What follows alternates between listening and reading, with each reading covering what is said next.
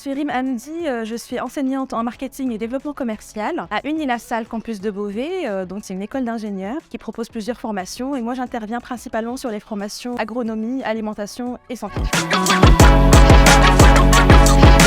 J'ai fait, après mon bac, des classes préparatoires pour préparer les concours d'accès aux grandes écoles de commerce. Et ensuite, j'ai intégré une école de commerce, l'ESCP, l'École supérieure de commerce de Paris.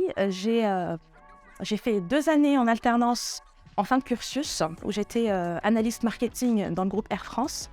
Et voilà. Alors, donc j'ai séparé cette partie en 2 volets. Le premier, pour vous expliquer ce que je fais aujourd'hui en tant qu'enseignante. Par rapport au métier d'enseignement, je prépare, j'élabore et je conçois des cours que j'anime. Également, je participe à une partie tutorat d'étudiants, c'est-à-dire suivi de projets de semestre d'étudiants apprentis dans leur parcours de mémoire de fin d'études.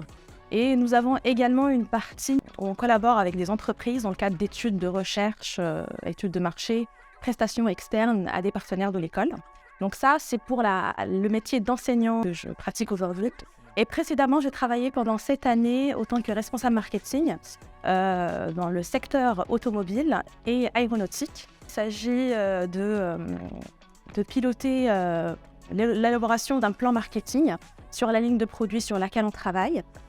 Et également faire des études de marché, comprendre un marché, les clients, élaborer une offre pour répondre aux besoins de ce marché-là.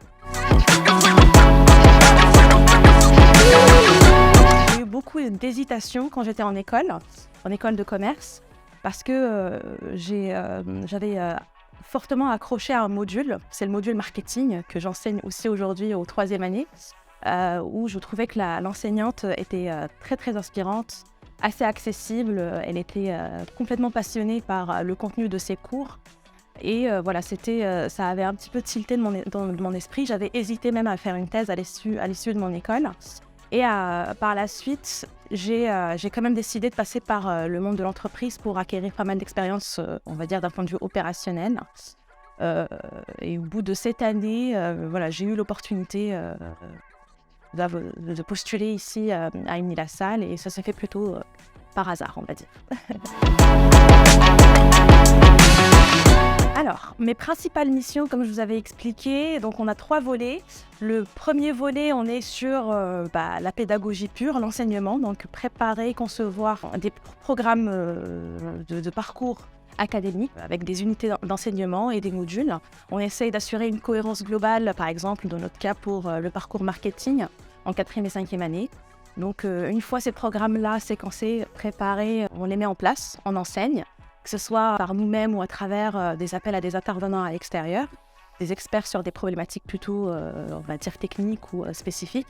Ensuite, on a la partie projet. On essaie de faire travailler nos étudiants sur des projets avec commanditaires, surtout en fin de cursus, avec des problématiques plutôt actuelles, opérationnelles, pour les préparer au mieux au monde du travail et aux enjeux et aux besoins des entreprises, en tout cas dans le secteur agro-industrie, agroalimentaire, etc.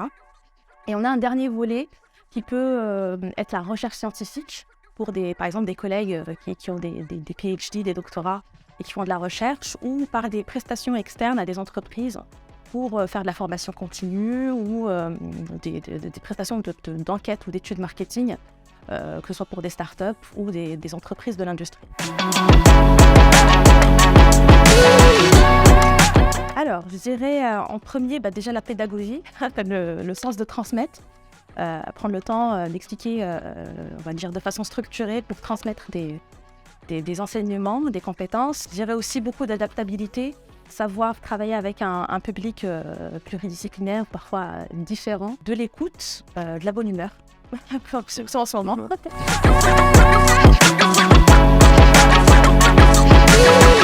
Alors, ce qui me plaît le plus, c'est en fait d'accompagner une voix, parce qu'on voit une progression, par exemple de la 3e à la 5e année, là où j'interviens, et se dire qu'on fait partie de plusieurs facteurs, même si c'est 1%, de facteurs qui vont inspirer une vocation, une voix. Enfin, je me dis, c'est vraiment génial de tisser ce lien avec les étudiants et de se dire, j'ai pu, entre autres, contribuer à éclairer un choix ou petite source d'inspiration ou pas, hein, mais juste voir son impact à travers un cursus et justement garder contact, tisser un lien fort avec les étudiants.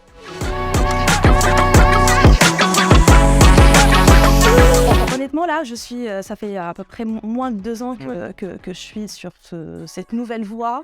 Et franchement, j'ai réfléchi à cette question. Pour l'instant, je dirais, il y a une toute petite partie un peu agaçante.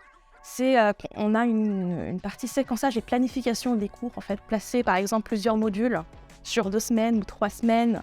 Il faut qu'on prépare les choses avec un logiciel. On doit préparer une fiche pédagogique détaillée. Parfois, ça peut être redondant si on dépend d'une structure informatique, etc. Donc, je dirais, c'est ce côté redondant, paperasse, pour planifier et séquencer des cours. Heureusement, on a un département dédié avec des intendants qui nous accompagnent là-dessus pour rendre la tâche beaucoup plus fluide et on va dire organisée. Mais en dehors de ça, c'est que du positif. Par contre, si je reviens à mon métier d'avant en tant que responsable marketing, il y avait 2 points que je trouvais un peu... qui gâche, on va dire, la joie du métier. C'était les transports en commun. Je passais en moyenne 3 heures par jour dans les RER. La réunionnite. Plein de réunions pour faire des réunions. Parfois, je trouvais ça agaçant, alors que là, je trouve qu'on passe beaucoup plus de temps à faire des choses concrètes, à tisser des liens que passer sa vie dans des réunions dans lesquelles on n'est pas toujours concerné, etc. En fait, il y a des journées par-ci par-là dans l'année ou dans le semestre qui peuvent se ressembler. Mais c'est ça qui est génial, c'est que comme on travaille par module, on est à chaque fois face à un projet différent, avec un public différent. On se revoit à plusieurs fréquences dans l'année, mais par exemple, hier, j'étais au SIAL, le Salon international de l'alimentation. Là, aujourd'hui, j'ai fait un peu de planification. J'ai préparé un bout de module. Demain, je vais avoir des réunions avec des collègues pour parler d'un parcours en cours de programmation, de construction. Donc, contrairement, encore une fois, à mon métier, qui était aussi passionnant, mais sur d'autres dimensions, je trouve on s'ennuie pas, mais il y a des problématiques nouvelles, beaucoup de challenges. On sort de sa zone de confort. Donc ça change pas mal.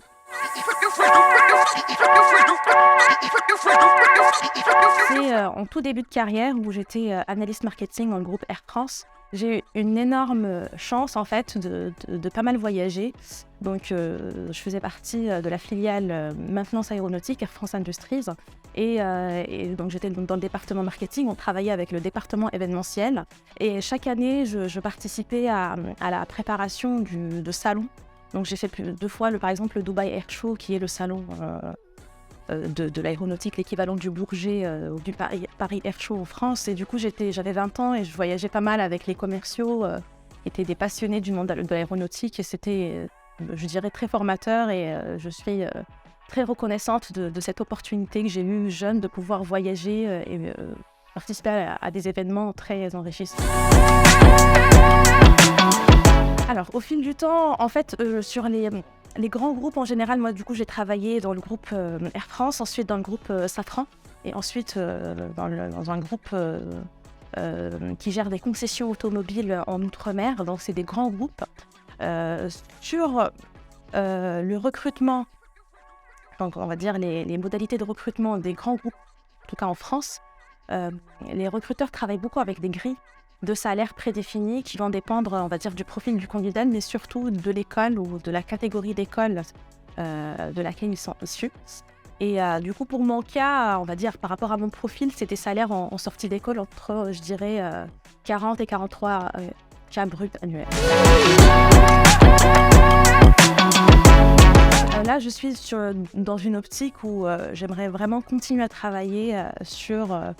on va dire, ma posture d'enseignante, parce que je prends beaucoup de plaisir à enseigner, mais il y a énormément de marge de manœuvre en termes de dynamique de cours, de créativité, etc. Donc, pour l'instant, ma priorité, c'est de continuer à prendre plaisir et à m'auto-former là-dessus. J'aimerais également, à terme, pouvoir jongler entre l'enseignement, mais aussi une offre de formation continue pour des startups, pour accompagner les entreprises dans leur démarche marketing de façon globale.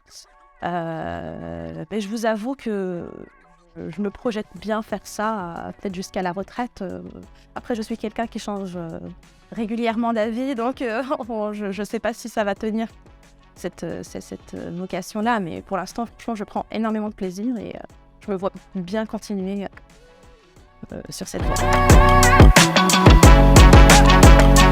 Je dirais qu'aujourd'hui, il y a un énorme besoin sur une vision plutôt transparente de ce que font les entreprises réellement pour valoriser leurs produits, concevoir une offre claire pour répondre aux besoins des consommateurs. Donc je pense que justement, que ce soit d'un point de vue utilisateur final ou entreprise, il y a un besoin de vulgariser la valeur ajoutée du marketing pour qu'elle apporte justement une vision éthique et responsable et pas seulement rester sur des stéréotypes avec des superlatifs où on est là pour dire notre produit est le meilleur, on est mieux que la concurrence, mais essayer de travailler sur de l'empathie, comprendre ce que veulent vraiment les clients et travailler ensemble pour façonner cette offre d'une façon transparente et responsable.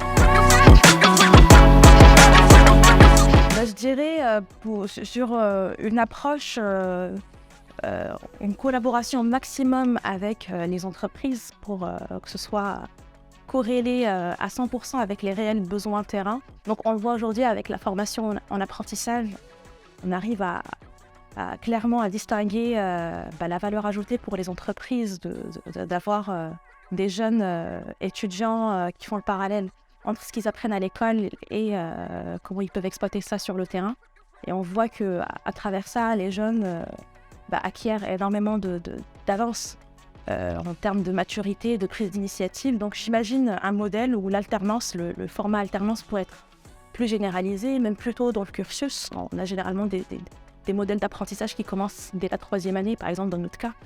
Peut-être que ce sera un peu plus accepté sur des formations, par exemple des lycées, ou sur des secteurs d'activité un peu plus, on va dire, seniors, où il y a plus d'exigence pour justement faire en sorte que les apports théoriques soient le plus corrélés avec les attentes des entreprises.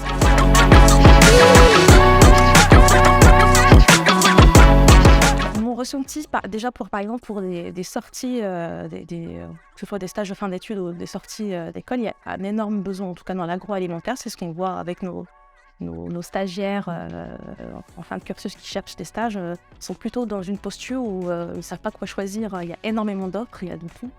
Après, une fois le stage validé, pour se projeter sur un poste dans la durabilité, un CDI, là, il y a plus de compétition, par exemple, avec les écoles de commerce, qui ont par exemple la chance de faire des césures, par exemple, d'avoir une expérience en amont, ou des apprentis, justement, qui ont déjà un pied dans l'entreprise.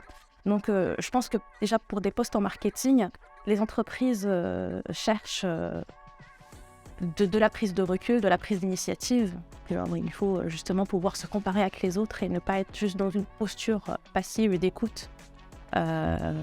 Donc voilà, je pense que les entreprises vont privilégier des jeunes avec beaucoup de recul critique justement sur ces questions de responsabilité, d'éthique, de transparence. C'est ce qui pourra faire un petit peu la différence entre les candidats. Un bon équilibre entre des profils, je dirais, opérationnels, terrain, de l'autre côté des profils scientifiques. Bon, le raisonnement est extrêmement enrichissant parce que c'est pas les mêmes démarches. Voilà, on va pas, et ça dépend des modules. Il y a des modules où il y a un énorme travail de recherche scientifique ou documentaire avec des règles de synthèse, de rigueur.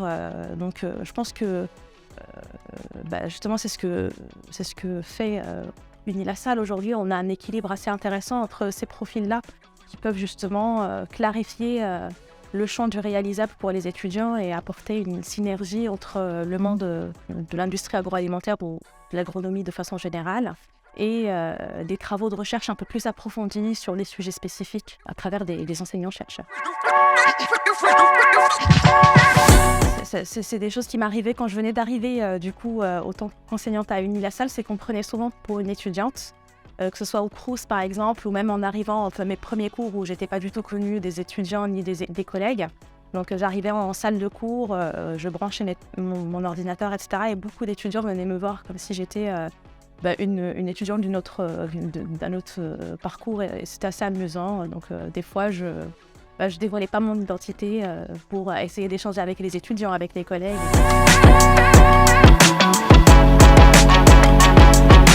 Si je devais un petit peu faire un retour en arrière de quand j'avais 18 ans et j'étais un petit peu perdue.